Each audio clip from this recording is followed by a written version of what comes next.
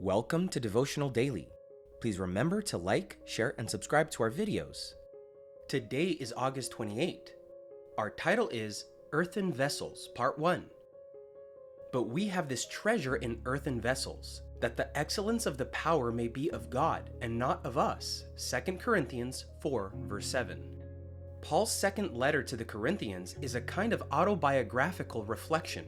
The paradox of this epistle is the apostle's almost obsessive attitude of making clear how insignificant he is. The only impressive element in him is his weakness, which appears as a recurring theme. In chapter 4, for example, after describing God's sovereignty revealed in his call to proclaim the glory and power of the gospel, he immediately introduces the thought of his own fragility with a stark contrast. We have this treasure in jars of clay.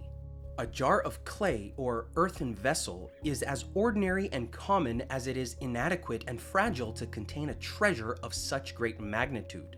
In chapters 11 and 12, with deliberate irony, he creates a catalog of his sufferings, which only highlight him as a common and weak human being.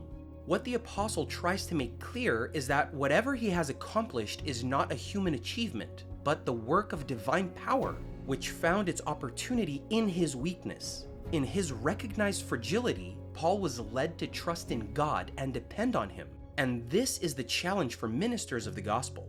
Those who preach the good news, pastors and others alike, run the risk of relying on human models and mirroring the surrounding culture, with its notion of figures inspired by the mentality of the modern man, in love with himself, seeming to depend on appearance or external symbols of power.